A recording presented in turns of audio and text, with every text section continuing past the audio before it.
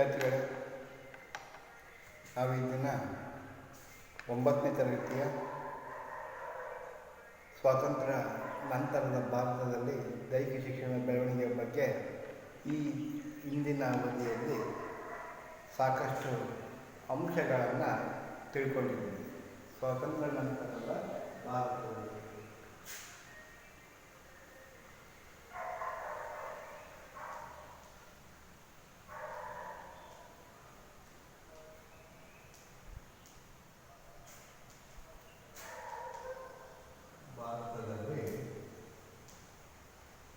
ದೈಹಿಕ ಶಿಕ್ಷಣದ ಬೆಳವಣಿಗೆ.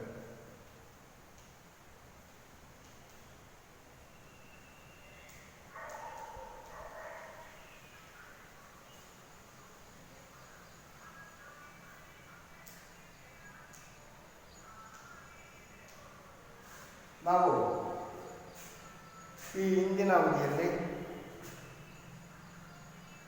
ದೈಹಿಕ ಶಿಕ್ಷಣದ ಬೆಳವಣಿಗೆ ಸ್ವಾತಂತ್ರ್ಯ ಪೂರ್ವದಲ್ಲಿ ಯಾವ ರೀತಿ ಇತ್ತು, ಸ್ವಾತಂತ್ರ್ಯ ನಂತರ ಏನಾಯಿತು, ಯಾವ್ಯಾವ ಸಮಿತಿಗಳನ್ನು ನೇಮಕ ಮಾಡ್ತು, ಆ ಸಮಿತಿಗಳು ಯಾವ ಶಿಫಾರಸುಗಳನ್ನು ಜಾರಿಗೆ ತಂದು ಶಿಫಾರಸುಗಳನ್ನು ಅನುಮೋದಿಸಿವು, ಅವುಗಳ ಸರ್ಕಾರ ಯಾವ ರೀತಿ ಜಾರಿಗೆ ತಂತು, ಈಗೆಲ್ಲ ನೋಡಿ 1948ರಲ್ಲಿ ತಾರಾಚಂದ್ ಸಮಿತಿ, ನಂತರ ರಾಧಾಕೃಷ್ಣನ್ ಸಮಿತಿ, ನಂತರ central advisory board of physical education and recreation night, ನಂತರ ACC, NCC, NSI, ಈ ರೀತಿ ಎಲ್ಲ ಇವುಗಳನ್ನ ನಾವು ನೋಡ್ತಾ ಬಂದ್ವಿ. ನಂತರ ಕೊನೆಯದಾಗಿ ಹೃದಯನಾಥ ಕುಂಜ ಅಂತಕ್ಕಂಥ ಸಮಿತಿ, ಈ ಸಮಿತಿ NDS ನಂತೆ ದೇಶದ ಎಲ್ಲ ಶಾಲೆಗಳಲ್ಲಿ 65-66ನೇ ಇಸ್ವಿಯಿಂದ ಈ ಕುಂಜ ಸಮಿತಿ ಶಿಫಾರಸು ಮಾಡಿದಂಥ NFC ನ್ಯಾಷನಲ್ ಫಿಟ್ನೆಸ್ ಕಾರ್ಡ್ಸ್ ಅಂತಕ್ಕಂಥದ್ದನ್ನು ಜಾರಿ ತಂತು. ಆದರೆ ಈ ಹೃದಯನಾಥ ಕುಂಜ ಸಮಿತಿ ಜಾರಿ ತಂದಂತಹ ವರದಿಯಲ್ಲಿ ಕ್ರೀಡೆಗಳಿಗೆ ಯಾವುದೇ ಆದ್ಯತೆ ಇರಲಿಲ್ಲ ಅಂತಕ್ಕಂಥ ಅಂಶವನ್ನು ನಾವು ಈ ಹಿಂದಿನ ಅವಧಿಯಲ್ಲಿ ನೋಡಿದ್ದೀವಿ. ಹಾಗಾಗಿ ಸರ್ಕಾರ ಏನು ಮಾಡ್ತು ಅಂತಂದರೆ 1967ರಲ್ಲಿ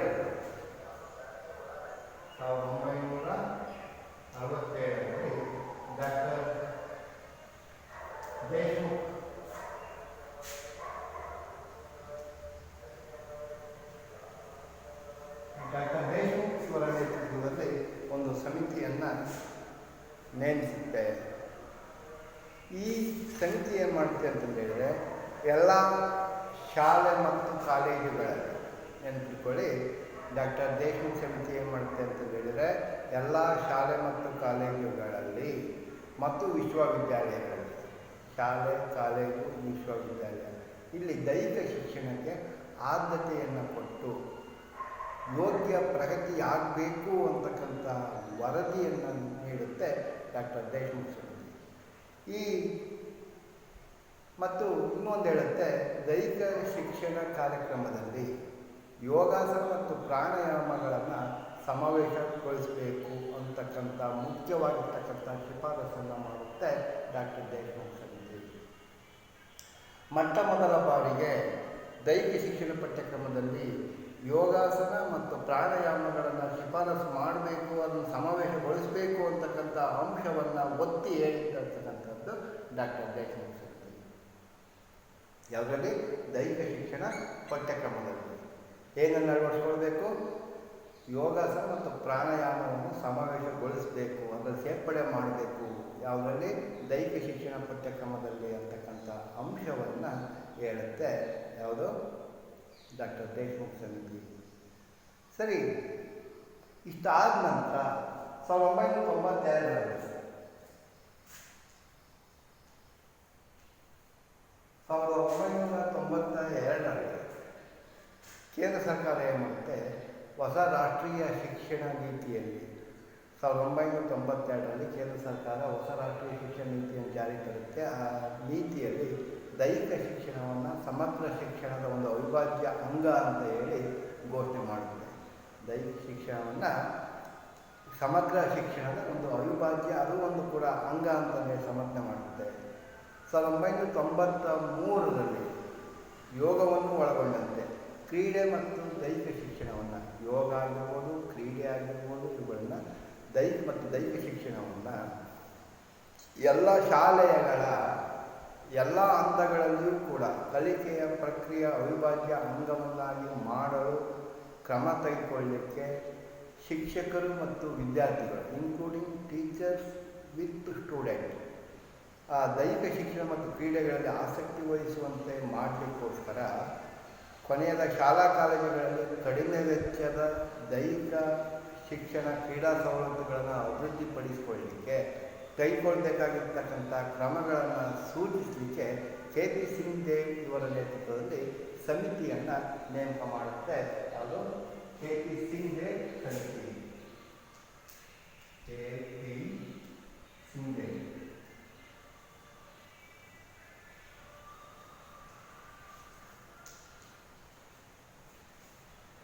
ಈ KP ಸಿಂಗ್ ದೇವ್ ಸಮಿತಿಯನ್ನು ನೇಮಕ ಮಾಡಿದ ಉದ್ದೇಶ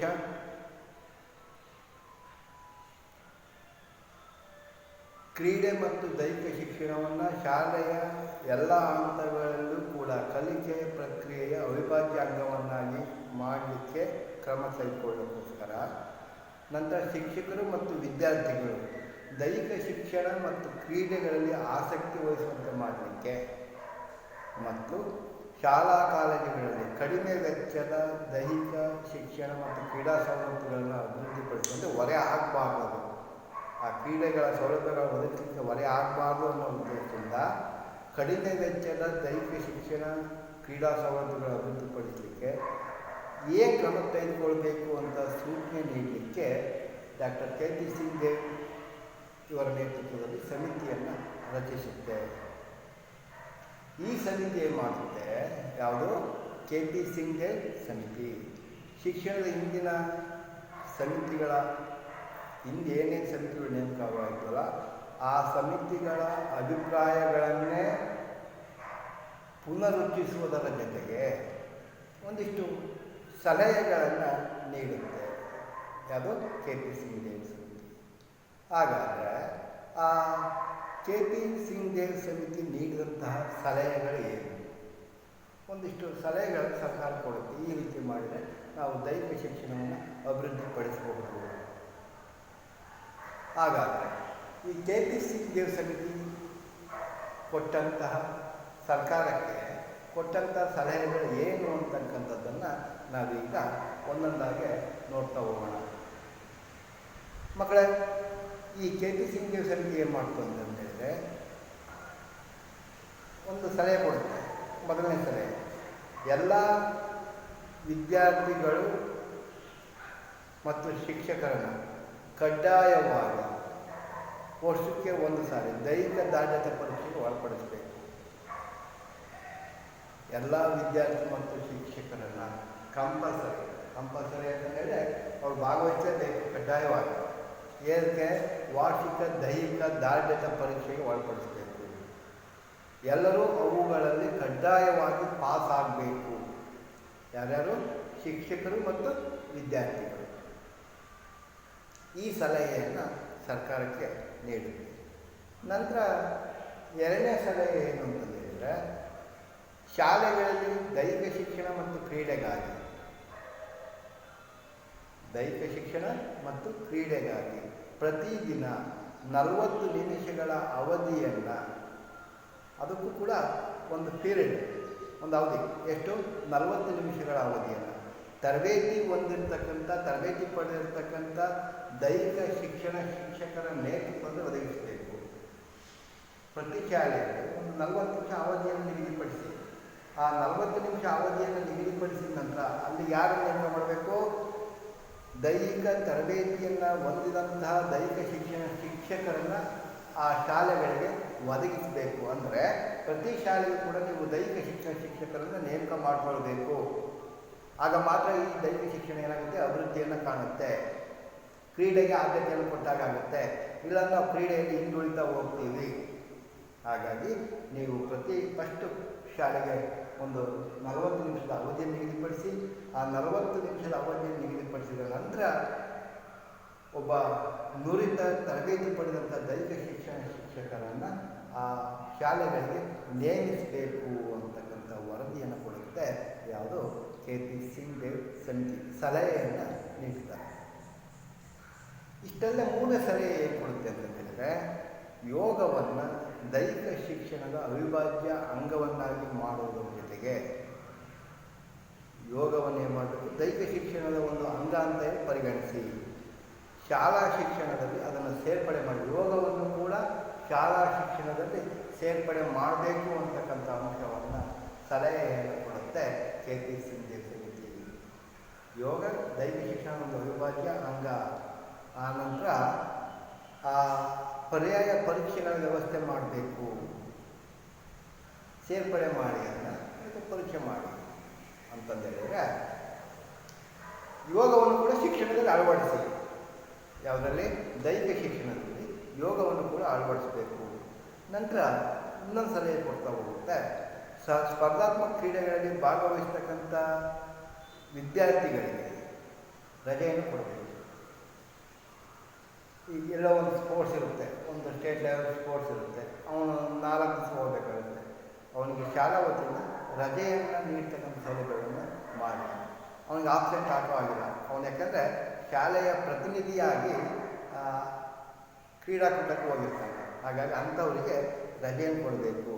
ಅಕಸ್ಮಾತ್ ಅವನು ಓದಂಥ ಸಂದರ್ಭದಲ್ಲಿ ಅವನಿಗೇನಾದರೂ ಬಹುಮುಖ್ಯವಾಗಿರ್ತಕ್ಕಂಥ ಪರೀಕ್ಷೆಗಳಿದ್ದರೆ ಆ ಪರ್ಯಾಯ ಪರೀಕ್ಷೆ ವ್ಯವಸ್ಥೆ ಮಾಡಿ, ಬೇರೆ ದಿನವರಿಗೆ ಅಂಥವರಿಗೆ ಪರೀಕ್ಷೆಯನ್ನು ಮಾಡಿ ಅಂತಕ್ಕಂಥ ಅಂಶವನ್ನು ಒತ್ತಿ ಹೇಳುತ್ತೆ KP ಸಿಂಗ್ ದೇವ್ ಸಮಿತಿ. ಯಾಕೆಂದರೆ ಎಷ್ಟೋ ಜನ ಸ್ಪೋರ್ಟ್ಸ್ ಇರುತ್ತೆ, ಇಲ್ಲಿ ಪರೀಕ್ಷೆ ಇರುತ್ತೆ, ಅವಾಗ ಗೊಂದಲಕ್ಕೀಡಾಗ್ತಾರೆ. ಪರೀಕ್ಷೆಯನ್ನು ಬರೀಬೇಕು ಅಥವಾ ಕ್ರೀಡಾಕೂಟಕ್ಕೆ ಹೋಗಬೇಕು, ಯಾವುದು ಇಂಪಾರ್ಟೆಂಟ್ ಆಗುತ್ತೆ? ಪರೀಕ್ಷೆ ಇಂಪಾರ್ಟೆಂಟ್ ಆಗುತ್ತೆ, ಯಾಕೆಂದರೆ ಜೀವನದ ಭವಿಷ್ಯದ ದೃಷ್ಟಿಯಿಂದ. ಹಾಗಾಗಿ ಆ ರೀತಿ ಗೊಂದಲಕ್ಕೆ ಆ ವಿದ್ಯಾರ್ಥಿ ಒಳಗಾಗಬಾರ್ದು ಅಂತಕ್ಕಂಥ ಅಂಶವನ್ನು ಮನಗಂಡೆ ಮಾಡುತ್ತೆ. ಅಂತಹ ವಿದ್ಯಾರ್ಥಿಗಳಿಗೆ ಪರೀಕ್ಷಾ ಸಮಯದಲ್ಲಿ ಏನಾದರೂ ಕೂಡ ಕ್ರೀಡೆಗಳಿದ್ರೆ ಅವನಿಗೆ ಪರ್ಯಾಯ ಪರೀಕ್ಷೆ ವ್ಯವಸ್ಥೆ ಮಾಡಿ ಅಂತಕ್ಕಂಥ ಅಂಶವನ್ನು ಹೇಳುತ್ತೆ KP ಸಿಂಗ್ ದೇವ್ ಸಮಿತಿ. ನಂತರ ಈ ಕಾಂಪಿಟೇಷನ್ಗಳು, ಸ್ಪೋರ್ಟ್ಸ್ ಕಾಂಪಿಟೇಷನ್ಗಳು ಭಾಗವಹಿಸಿರ್ತಕ್ಕಂಥ ಕ್ರೀಡಾಪಟುಗಳಿಗೆ ಉನ್ನತ ಶಿಕ್ಷಣ ಮತ್ತು ಉದ್ಯೋಗದಲ್ಲಿ ಅವಕಾಶ ಒದಗಿಸಿಕೊಡ್ಬೇಕು. ಕ್ರೀಡಾಪಟುಗಳಿಗೆ ಅಂದರೆ ಇಷ್ಟು % ಉದ್ಯೋಗವನ್ನು ಮೀಸಲಿಡಿ, ರಿಸರ್ವೇಷನ್ ಇವತ್ತು ಕೂಡ ಅದಿದೆ, ವ್ಯಾಸಂಗಕ್ಕೂ ಇದೆ, ಉದ್ಯೋಗಕ್ಕೂ ಇದೆ. ಸ್ಪೋರ್ಟ್ಸ್ ಮ್ಯಾನ್ಗಳಿಗೆ ಅಂತಲೇ ಇಷ್ಟು % ಅಂತಂದೇಳಿ ಮೀಸಲಿಡ್ತಕ್ಕಂಥ ವ್ಯವಸ್ಥೆ ಇವತ್ತು ಇದೆ. ಹಾಗಾಗಿ ಎಷ್ಟೋ ಜನ ಸ್ಪೋರ್ಟ್ಸ್ ಮ್ಯಾನ್ಗಳು ತಮ್ಮ ಭವಿಷ್ಯವನ್ನು ಆ ಕ್ರೀಡೆಯಲ್ಲಿ ಕಟ್ಕೊಂಡಿದ್ದಾರೆ ವಿದ್ಯಾರ್ಥಿಗಳು.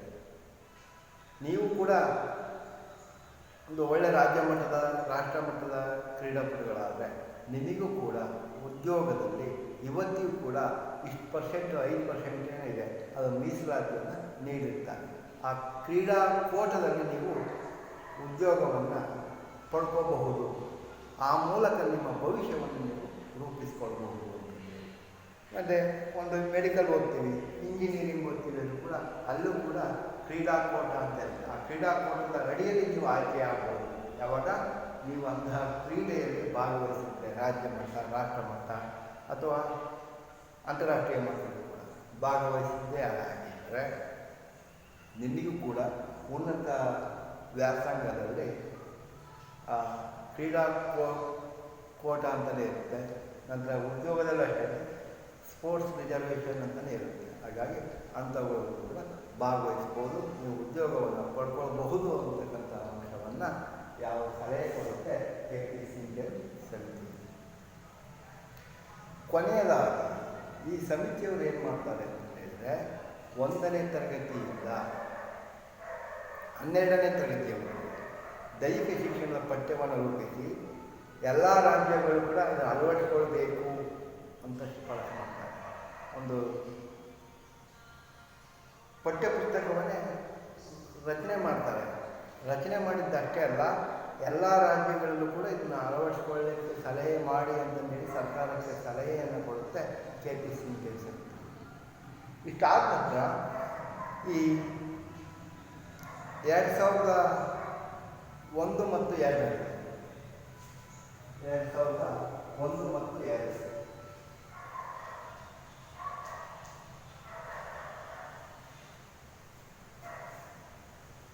2001 ಮತ್ತು 2ರಲ್ಲಿ KP ಸಿಂಗ್ ದೇವ್ ಸಮಿತಿಯ ಶಿಫಾರಸುಗಳನ್ನು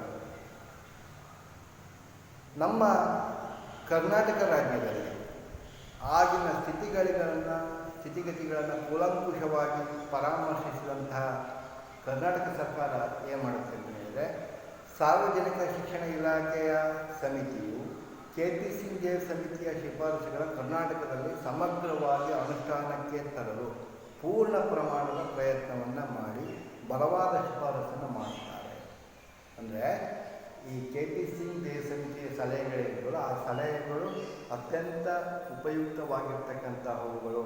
ಅವುಗಳನ್ನೇನಾದರೂ ಮಾಡಿ ನಾವು ಕಷ್ಟ ಆದರೂ ಪರವಾಗಿಲ್ಲ, ನಮ್ಮ ಕರ್ನಾಟಕ ರಾಜ್ಯದಲ್ಲಿ ಅವುಗಳನ್ನು ಜಾರಿಗೆ ತರಬೇಕು ಅಂತಕ್ಕಂಥ ಬಲವಾಗಿರ್ತಕ್ಕಂಥ ಒತ್ತಡವನ್ನು ಸಾರ್ವಜನಿಕ ಶಿಕ್ಷಣ ಇಲಾಖೆಯ ಸಮಿತಿ ಏನಿರುತ್ತೆ ಆ ಸಮಿತಿ ಬಲವಾಗಿ ಶಿಫಾರಸು ಮಾಡುತ್ತೆ. ಇಷ್ಟಾದ ನಂತರ 2003-4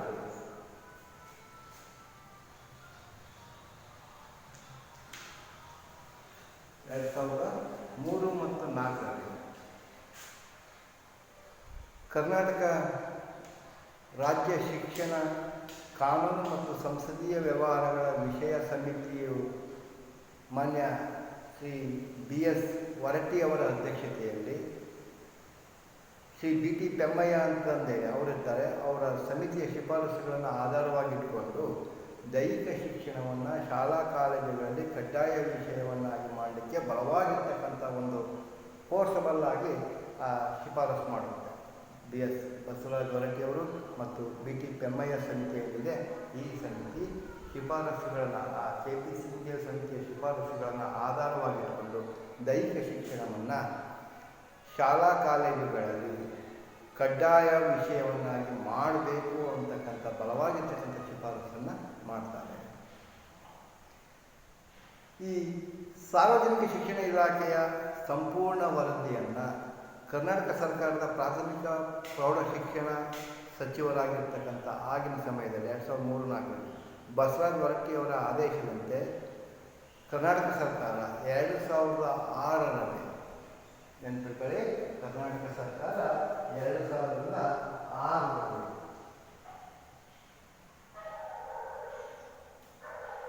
ಎಷ್ಟರಲ್ಲಿ 2006ರಲ್ಲಿ ಪ್ರೊಫೆಸರ್ LR ವೈದ್ಯನಾಥನ್ ಅಧ್ಯಕ್ಷತೆಯಲ್ಲಿ ಸಮಿತಿಯನ್ನು ರಚಿಸ್ತಾರೆ. ಪ್ರೊಫೆಸರ್ LR ವೈದ್ಯನಾಥನ್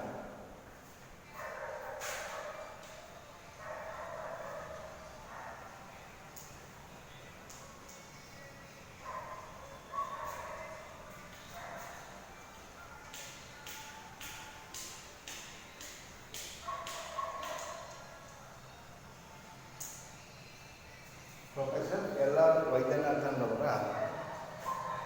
ಅಧ್ಯಕ್ಷತೆಯಲ್ಲಿ ಸಮಿತಿಯನ್ನು ಎಷ್ಟರಲ್ಲಿ 2006ರಲ್ಲಿ ಸಮಿತಿಯನ್ನು ರಚಿಸಿ ಪ್ರಾಥಮಿಕ ಶಿಕ್ಷಣದಿಂದ 12ನೇ ಹಂತದವರೆಗೂ ಕೂಡ ದೈಹಿಕ ಶಿಕ್ಷಣವನ್ನು ಸಮರ್ಪಕವಾಗಿ ಕಡ್ಡಾಯಗೊಳಿಸಲಿಕ್ಕೆ ಸೂಕ್ತವಾಗಿರ್ತಕ್ಕಂಥ ಅಧ್ಯಯನ ನಡೆಸಲಿಕ್ಕೆ ಸೂಚಿಸಿದೆ.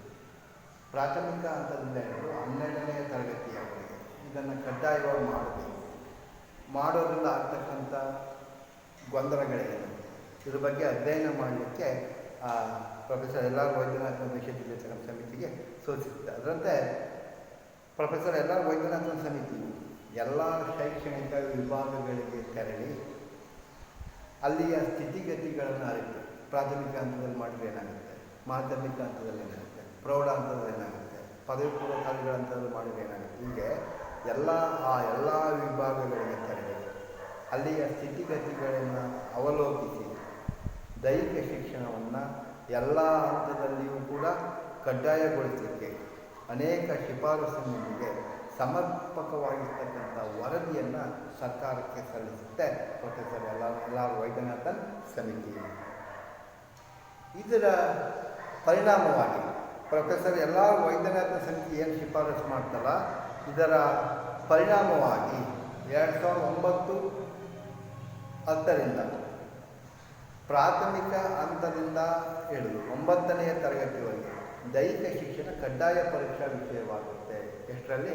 ಕರ್ನಾಟಕದಲ್ಲಿ ದೈಹಿಕ ಶಿಕ್ಷಣ ಕಡ್ಡಾಯವಾಗಿತ್ತು. ಯಾವಾಗ? ಪ್ರಾಥಮಿಕ ಹಂತದಿಂದ ಹಿಡಿದು 9ನೇ ತರಗತಿಯವರೆಗೆ ಪ್ರಾರಂಭವಾಗಿದ್ದು ಯಾವಾಗ ಅಂತ ಹೇಳಿದರೆ 2009 ಮತ್ತು 10ರಲ್ಲಿ.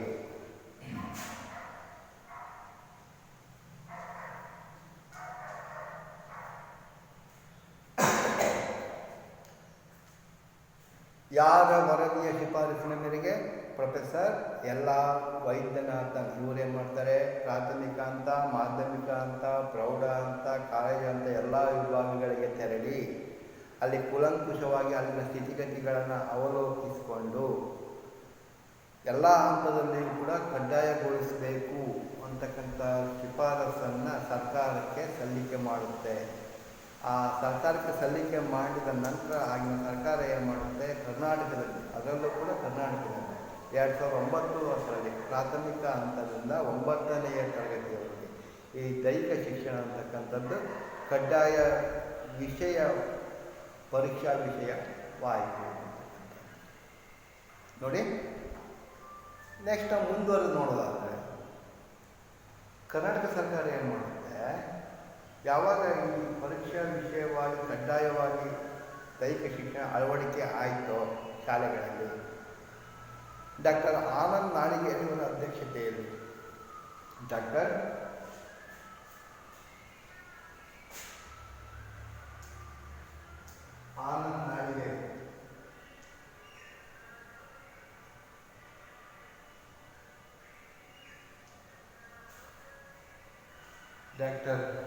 ಆನಂದ್ ನಾಡಿಗೇರಿ ಇವರ ಅಧ್ಯಕ್ಷತೆಯಲ್ಲಿ ಒಂದು ಪಠ್ಯ ಪುಸ್ತಕ ಸಮಿತಿಯನ್ನು ರಚಿಸಲಿಕ್ಕೆ ತೀರ್ಮಾನಿಸುತ್ತೆ. ಅಂದರೆ ಬುಕ್ಸ್ಗಳು ಆಗಬೇಕು, ಪಾಠಗಳು ನಿಗದಿಪಡಿಸಬೇಕು. ಕಡ್ಡಾಯ ವಿಷಯ ಆದಮೇಲೆ ಅಲ್ಲಿ ಒಂದು ಟೆಕ್ಸ್ಟ್ ಬುಕ್ ಅನ್ನೋದು ಬೇಕಾಗುತ್ತೆ. ಆ ಟೆಕ್ಸ್ಟ್ ಬುಕ್ ಬೇಕು ಅಂದರೆ ಅದಕ್ಕೆ ಯಾವ್ಯಾವ ಪಾಠಗಳನ್ನು ಯಾವ್ಯಾವ ಹಂತಗಳಲ್ಲಿ ಯಾವ್ಯಾವ ವಿಭಾಗಕ್ಕೆ ನಿಗದಿಪಡಿಸಬೇಕು ಅಂತ ತೀರ್ಮಾನ ಮಾಡಿ ಅಂತಂದೇಳಿ ಡಾಕ್ಟರ್ ಆನಂದ್ ನಾಡಿಗೇರವರ ಅಧ್ಯಕ್ಷತೆಯಲ್ಲಿ ಒಂದು ಪಠ್ಯ ಪುಸ್ತಕ ಸಮಿತಿಯನ್ನು ನೇಮಕ ಮಾಡಿದೆ. ಈ ಡಾಕ್ಟರ್ ಆನಂದ್ ನಾಡಿಗೇರ್ ಅವರನ್ನು ಒಳಗೊಂಡಂತಹ ಒಂದು ತಜ್ಞರ ಸಮಿತಿ ಏನು ಮಾಡುತ್ತೆ? 6, 7, 8, 9 ಮತ್ತು 10ನೇ ತರಗತಿಗಳಿಗೂ ಕೂಡ 6, 7, 8, 9, 10ನೇ ತರಗತಿಗಳಿಗೆ ಪಠ್ಯಕ್ರಮವನ್ನು NCF 2005ರ ಆಧಾರಿತವಾಗಿ ಸಿದ್ಧಪಡಿಸಿ ಅದರಂತೆ ಪಠ್ಯಪುಸ್ತಕಗಳನ್ನು ಕೂಡ ರಚನೆ ಮಾಡಿತು. NCF 2005ರ ಆಧಾರವಾಗಿಟ್ಟುಕೊಂಡು ಪಠ್ಯಪುಸ್ತಕಗಳನ್ನು ಡಾಕ್ಟರ್ ಆನಂದ್ ನಾಡಿಗೇರವರ ಅಧ್ಯಕ್ಷತೆಯಲ್ಲಿ ಇರ್ತಕ್ಕಂಥ ಒಂದು ತಜ್ಞರ ಸಮಿತಿ ಏನು ಮಾಡಿತು? ಪಠ್ಯಪುಸ್ತಕಗಳನ್ನು ಕೂಡ ರಚನೆ ಮಾಡಿತು. ಇದು ಬಹುಶಃ ಇಡೀ ನಮ್ಮ ದಕ್ಷಿಣ ಭಾರತದ ದೈಹಿಕ ಶಿಕ್ಷಣ ಪಠ್ಯಪುಸ್ತಕಗಳನ್ನು ಮೊಟ್ಟ ಮೊದಲ ಜಾರಿಗೆ ತಂದಂಥ ರಾಜ್ಯ ಅಂತಂದು ಹೇಳಿದರೆ ಅದು ನಮ್ಮ ಕರ್ನಾಟಕ. ನೆನ್ಪಿಟ್ಕೊಳ್ಳಿ. ಶಾಲೆಯ ಪ್ರಾಥಮಿಕ ಪ್ರೌಢ ಹಂತಗಳಲ್ಲಿ ದೈಹಿಕ ಶಿಕ್ಷಣ ಪಠ್ಯವನ್ನು ಜಾರಿ ತಂದಂಥ ದಕ್ಷಿಣ ಭಾರತದಲ್ಲಿನ ಮೊದಲ ರಾಜ್ಯ ಅಂತಂದು ಹೇಳಿದರೆ ಅದು ನಮ್ಮ ಕರ್ನಾಟಕ ಅಂತ ಹೇಳ್ಬೋದು ವಿದ್ಯಾರ್ಥಿಗಳೇ. ನಂತರ 2011 ಜೂನ್ ತಿಂಗಳಲ್ಲಿ 2011ರ ಜೂನ್ ತಿಂಗಳಿನ 20ರಿಂದ 22ರವರೆಗೆ 20, 21, 22ರವರೆಗೆ ಶಾಲೆಗಳಲ್ಲಿ ಕ್ರೀಡೆ ಮತ್ತು ದೈಹಿಕ ಶಿಕ್ಷಣವನ್ನು ಉತ್ತೇಜಿಸಲಿಕ್ಕಾಗಿ ಸಿಮ್ಲಾದಲ್ಲಿ ಅಂತಾರಾಷ್ಟ್ರೀಯ ಕಾರ್ಯಾಗಾರವನ್ನು ಹಮ್ಮಿಕೊಳ್ಳಲಾಗಿತ್ತು.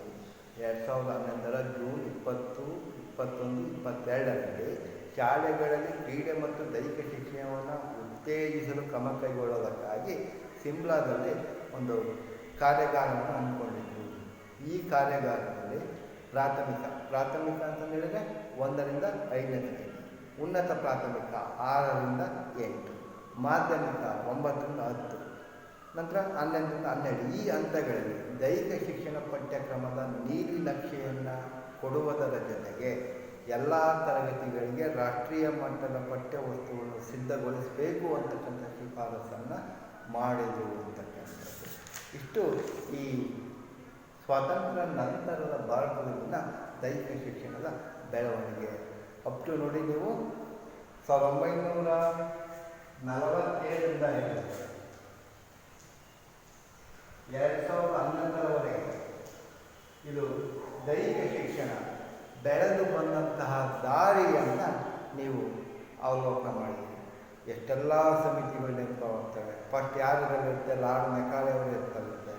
ಲಾರ್ಡ್ ಮೆಕಾಲೆ ಅವರ ದೈಹಿಕ ಶಿಕ್ಷಣದ ಶೈಕ್ಷಣಿಕ ಧೋರಣೆಯ ಪರಿಣಾಮವಾಗಿ ಏನಾಗುತ್ತೆ? ಶಿಕ್ಷಣ ಅಂತಕ್ಕಂಥದ್ದು ಸಂಪೂರ್ಣವಾಗಿ ಪಾಶ್ಚಿಮಾತ್ಯಕರಣಗೊಳ್ಳುತ್ತೆ. ನಂತರ 1947ರಲ್ಲಿ ಏನಾಗುತ್ತೆ? ತಾರಾಚಂದ್ ಸಮಿತಿ ಬರುತ್ತೆ, ರಾಧಾಕೃಷ್ಣನ್ ಆಯೋಗ ಬರುತ್ತೆ. ಈ ಸಮಿತಿಗಳು ವರದಿಯನ್ನು ಮಾಡಿ ಏನು ಮಾಡ್ತವೆ? ಸರ್ಕಾರಕ್ಕೆ ಕೆಲವಷ್ಟು ಶಿಫಾರಸುಗಳನ್ನು ಮಾಡ್ತವೆ.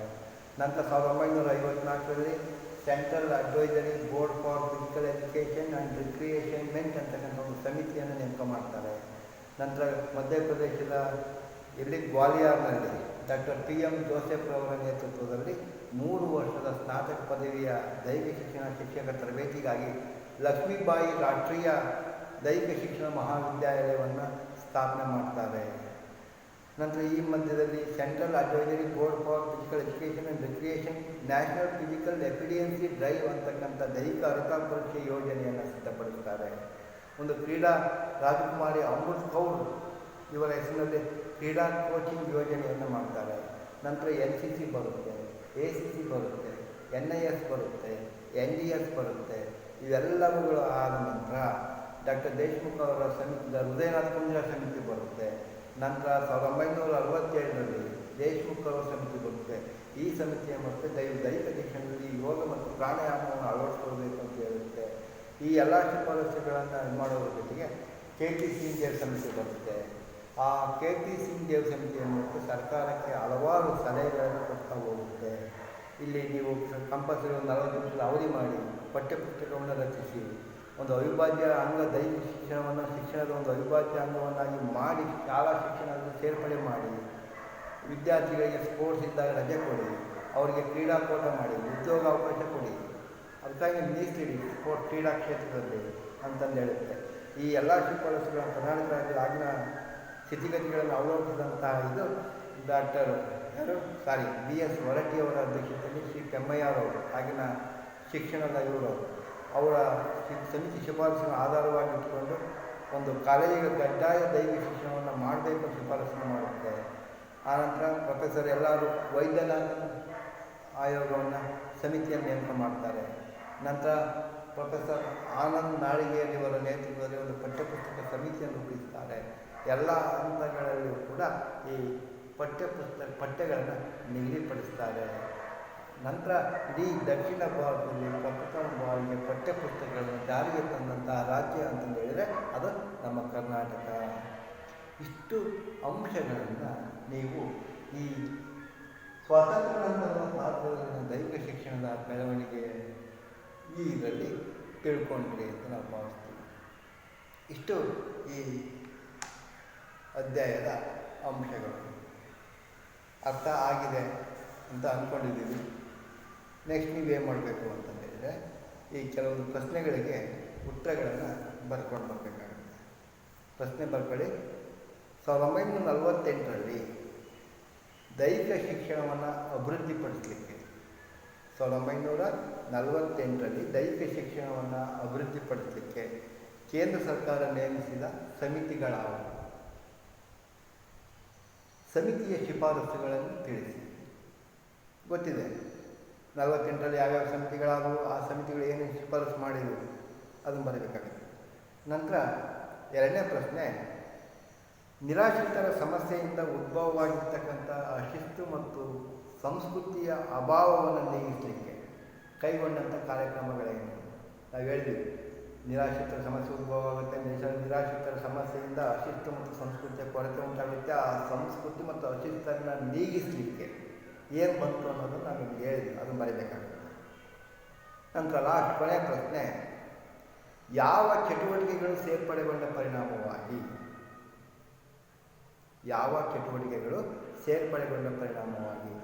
ಶಾಲಾ ದೈಹಿಕ ಶಿಕ್ಷಣ ಪಠ್ಯಕ್ರಮದಲ್ಲಿ ಗೊಂದಲಮಯ ಪರಿಸ್ಥಿತಿಗಳು ಉಂಟಾಗುವುದು. Drill and marking, ACC, NCC ಇವೆಲ್ಲ ಸೇರಿಕೊಳ್ಳಗೊಂಡ ಪರಿಣಾಮವಾಗಿ ಏನಾಗುತ್ತೆ, ಗೊಂದಲಮಯ ಉಂಟಾಗುತ್ತೆ. ಈ ಗೊಂದಲವನ್ನು ನಿವಾರಿಸಲಿಕ್ಕೆ ಏನು ಮಾಡಿರೋ ಅಂತಕ್ಕಂಥದ್ದನ್ನು ನಾವು ನಿಮಗೆ ಹೇಳಿದ್ದೀವಿ, ಅದನ್ನು ಬರೀಬೇಕಾಗುತ್ತೆ. ಗೊಂದಲಮಯ ಪರಿಸ್ಥಿತಿ, ಈ ಗೊಂದಲ ನಿವಾರಿಸಲಿಕ್ಕೆ ಕೈಗೊಂಡ ಕ್ರಮಗಳೇನು, ಈ ಗೊಂದಲವನ್ನು ನಿವಾರಿಸಲಿಕ್ಕೆ ಕೈಗೊಂಡ ಕ್ರಮಗಳೇನು, ಇಷ್ಟನ್ನು ನೀವು ನಾಳೆ ದಿವಸ ಬರ್ಕೊಂಡು. Thank you.